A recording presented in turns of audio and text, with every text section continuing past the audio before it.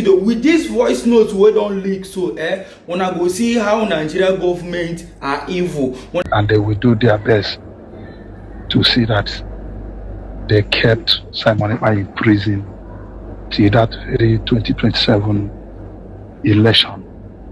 This is the plan that Nigeria government and the Southeast governor have against our Prime Minister Simon Ekpa.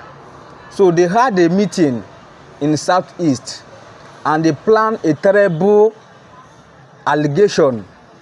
They want to put our Prime Minister in prison in Finland. So just take one of your time and hear this voice note, because their voice notes have leaked already.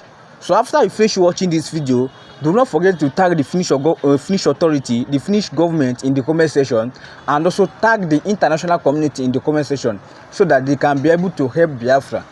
This time around, we are struggling, we are battling with Nigeria government, and we pray that this Biafra must surely come. So share this video and drop your opinion in the comment section. What do you think about this? Thank you and may God bless you. One love. First of all, before this matter got on to okay, is alright, make me self check mouth put. My people, breeze don't blow, foul yansh don't open.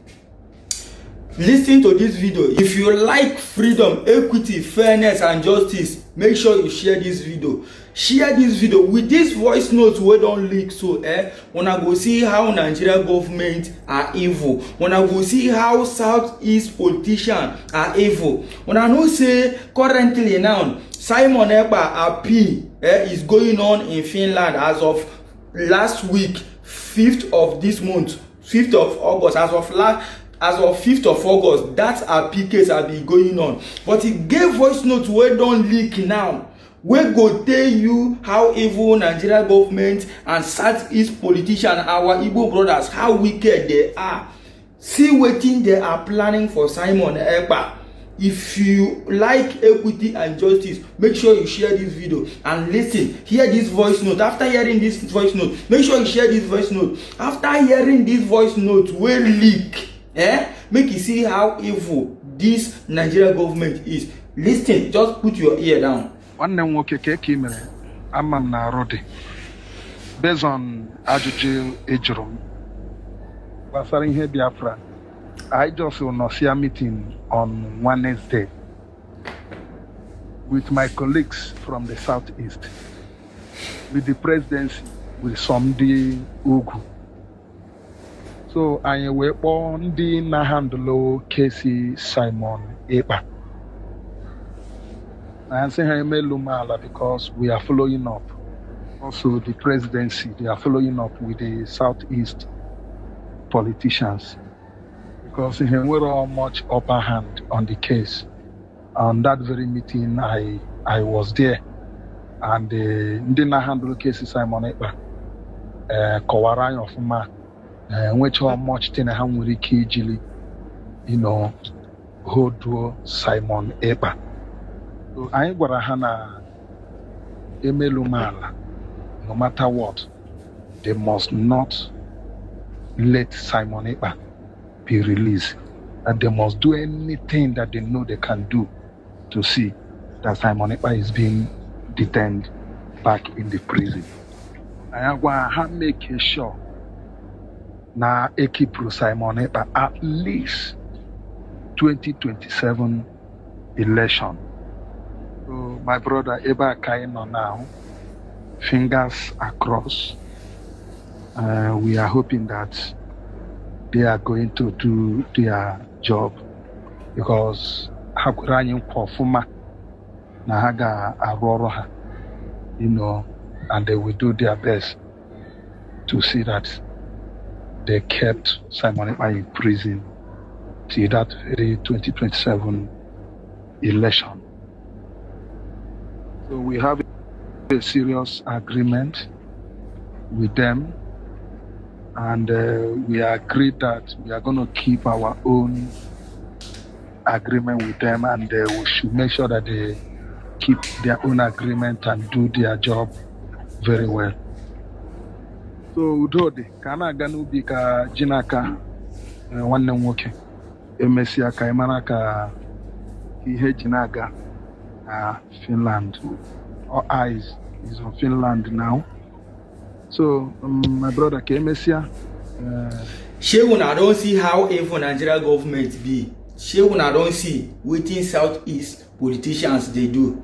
Person wey no do anything, person wey im hand clean, person wey just come out talk say allow my people, free my people, let my people go. Na only crime wey the man commit be that. But God will take control. Simon Ekpa will be released. You dey hear me? So make una mind dey am. I still wonder how Ogenkere manages to eat or manages to come on social media to talk. Ogenkere, ordinary finance minister, just within a space of how many days Mazi Simon Ekpa was thrown into jail. Ogenkere made himself a prime minister overnight.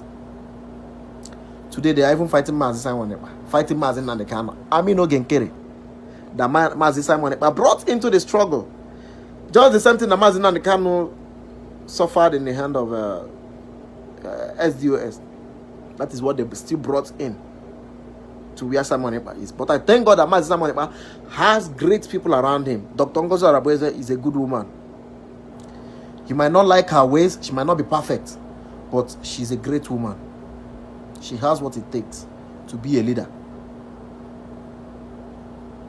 See Ogenkere today, he has made himself a prime minister. I wonder how he still manages to stand on the screen and talk. Irrelevant people. Nobody is even listening to him, but he's still making noise. I don't know why some people are very, very shameless like this. Everybody wants to be king. Everyone wants to be leader by all means. Everybody wants to be on top. Everybody wants to be on top. Yes, you might have made your sacrifices, but that doesn't mean that it qualifies you to be in a position. Ogenkere might be, according to what I heard, he's one of the big donors during autopilot. But is that a guarantee for him to be a leader? Even how he talks irritates me. His movements on screen irritates me. He doesn't have leadership quality. I can do the leadership even more than him. I can lead more than him. I am more outspoken more than him. Initially, he was even reading scripts. He doesn't flow well with his words. He doesn't have leadership quality, but he just forcing himself. Just give that little support to people that are ahead of you. Every sacrifice that each and every one of us has made in this struggle will be rewarded when time comes. You mustn't try to put yourself in a position. You being in position, that doesn't mean that is the reason why your reward will come. No. Everybody that has contributed in one way or the other must get his reward. That is it. The history already have you. Ogenkere and everybody that work with autopilot has already made a history with Simon Ekpa. So even if you are told to resign or to step aside for another person, another group to take over, it shouldn't be a big problem to you there. It should be a honor. Should be a honor. Me, I don't like any position. I like to be a free man doing my thing. I like to be a free man. I wonder how that young man stands on the camera to talk. May God help him. Nigeria has proven Nnamdi Kanu right at every point. We start here today. I'm speaking Dogon Trenchi. I have no single argument against, not one single argument against the facts that have been adduced by Nnamdi Kanu in his agitation against the Nigerian state. Not one. And if you press a little further, I am today convinced that Nnamdi Kanu was 110% correct in his assessment of the Nigerian state, what ails it. He was correct. But today, he sat in a cell somewhere. And numerous murderers are walking around free. That is vindication. The man is correct. Nigeria encourages madness.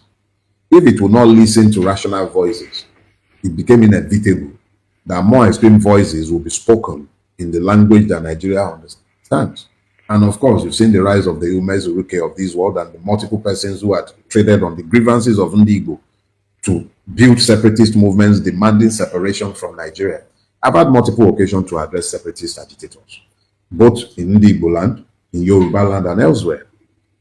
There are reasons why separatist noises have not found ventilation or action in Nigeria.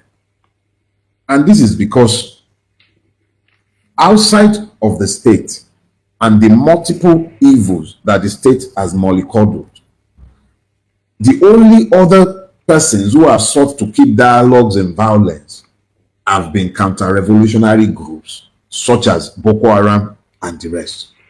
Now, if you, who have genuine grievances, now believe that you can use violence to achieve the goal, what you do is that you play into the hand of the system, which then delegitimizes your genuine grievances on account of the medium of expression. Let me be clear. Everything the oppressed does in pursuit of freedom will find no condemnation from me, including violence. But I may not support it because I do not believe that it would achieve the goal. That is not me condemning it. So what you have found in this time is that in Igbo land, you've had persons trading off the grievance of the people to gain offices, to gain political patronage, to make money. And then you've also had persons who have genuine grievances, are not interested in trading off it, demand changes, but embraced the wrong methodologies in my own view. I may not be correct. Of course, you had the lies. No victor, no vanquished. Or is this true? The truth is that this is anything but.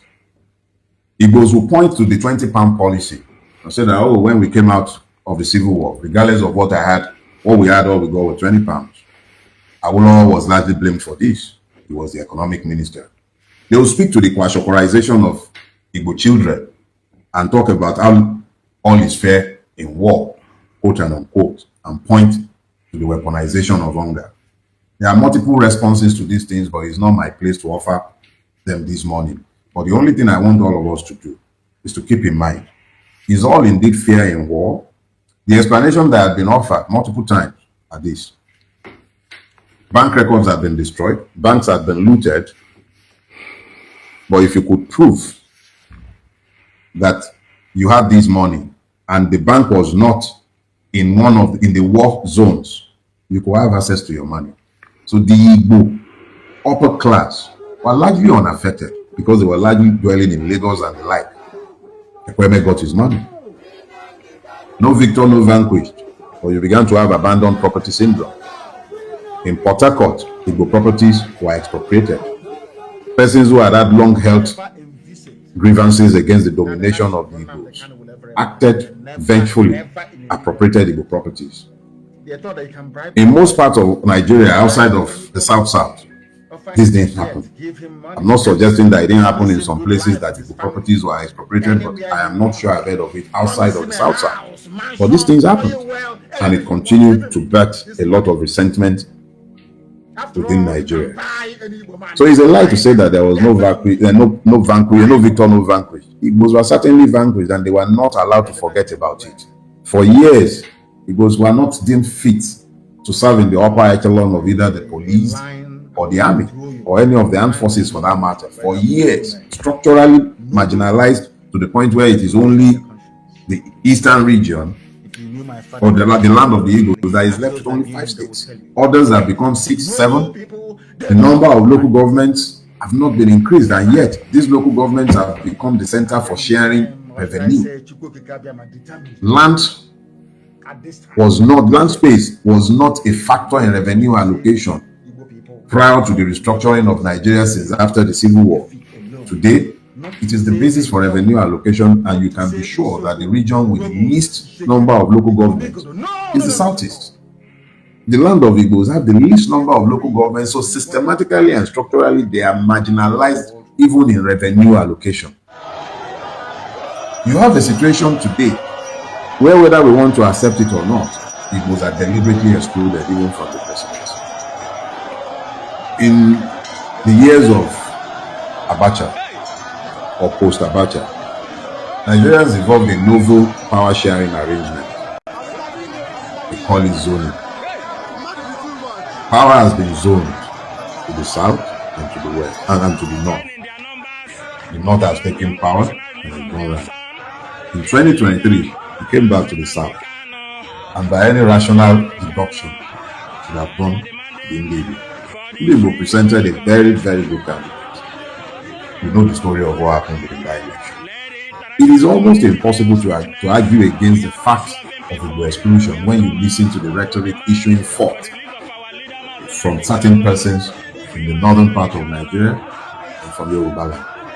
The reality is that the marginalization of the Igbo is structured not necessarily because the Igbos have been excluded from power per se, but because Nigeria continues to suffer from a problem that I will speak to when I'm coming to the conclusion of this lecture. Nigeria has an Igbo problem. Keep that in mind. We'll get there. But Nigeria has excluded the Igbo. We also find that the land of the Igbos have become militarized. I have traveled extensively in Igbo land. As a young lawyer, I used to be the one that will handle the cases for my law offices in the eastern part of Nigeria. It used to be that the youngest lawyer in a law office would do the grunt work. I used to be the one that would go to the east to handle cases for my office. And I traveled there. But more importantly, in recent times, I've had occasion to visit the east. I was a guest of the NBA Oka this year, deliver a lecture at their law week. And I traveled to Enugu from Oka.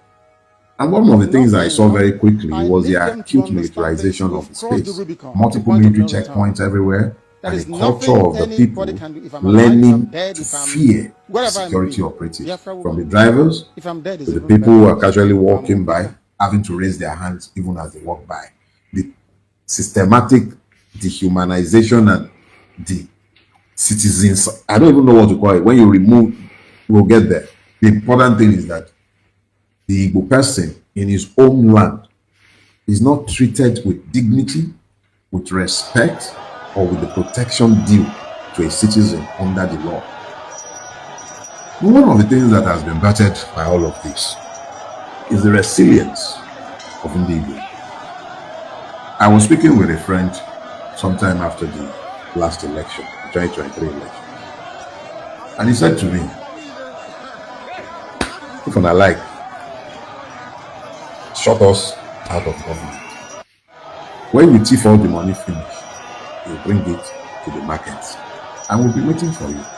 You want to buy food, Ndi Igbo is waiting. You want to buy building material, Ndi Igbo is waiting in the market for you. You want to buy anything you are buying in Nigeria, from electronics to building material to cars, anything, food, Ndi Igbo is waiting for you.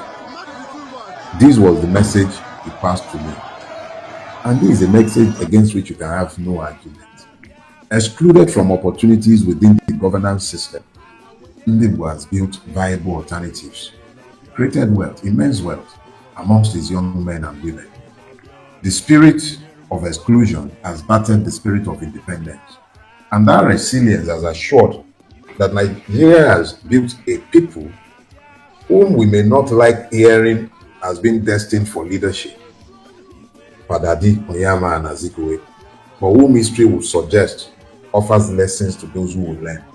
Because what I see when I look at the resilience of Ndi Igbo is the same resilience I see that we call the Nigerian spirit, the refusal to give up. But in the midst of all of these, we must also speak to what now grew in Igbo land.